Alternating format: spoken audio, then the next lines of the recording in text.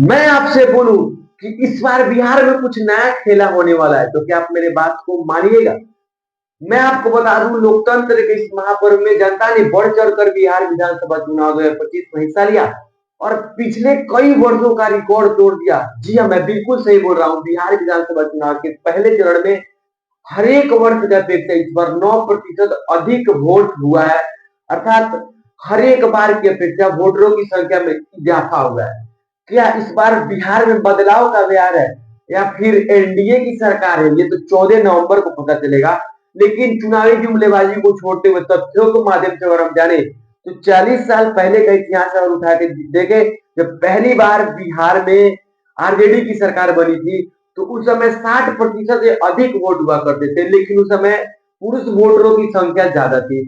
लेकिन जब 2010 में पहली बार सुशासन बाबू की सरकार आई तो उस समय 60% से कम वोट तो हुए, लेकिन सुशासन बाबू की सरकार बनी। सुशासन बाबू अर्थात नीतीश कुमार पहली बार 2010 में मुख्यमंत्री बने।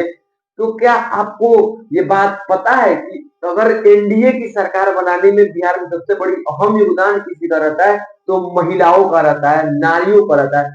क्योंकि नारी शक्ति के लिए एनडीए सरकार कहीं ना कहीं बहुत सारे काम किया है अगर देखा जाए तो। 2010 के बाद चुनावी समीकरण बिगड़ा, 60% से कम वोट हर एक बार हुए, 2020 तक हुए, लेकिन फिर भी एनडीए की सरकार बनी। अर्थात उस समय कभी कभी महागठबंधन के साथ भी नीतीश कुमार का मतलब गठबंधन हुआ, लेकिन मुख्यमंत्री नीतीश बाबू ही पिछले 20 सालों से बने रहे। क्या आपको ये बात पहले से पता थी? तो कमेंट में अपनी राय जरूर साझा करें। और एक और बात, इस बार जब 9% वोटरों में इजाफा हुआ है तो कुछ चुनावी जानकारों का ये कहना है कि अगर ये 9% वोट महिलाओं के होंगे तो इसका सीधा फायदा एनडीए को पहुंचने वाला है।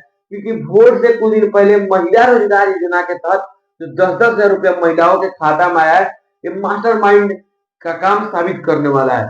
उसके साथ साथ कुछ चुनावी सलाहकारों का ये भी कहना है कि अगर ये वोटर युवा नौजवान होंगे तो इसका सीधा फायदा तेजस्वी यादव को पहुंचेगा, क्योंकि उन्होंने हर एक घर नौकरी देने का वादा किया है और इस बार बिहार के युवा बदलाव के मूड में कहीं ना कहीं दिख रहे हैं। तो ये तो 14 नवंबर को पता चलेगा कि ये वोटर महिला है या फिर पुरुष है।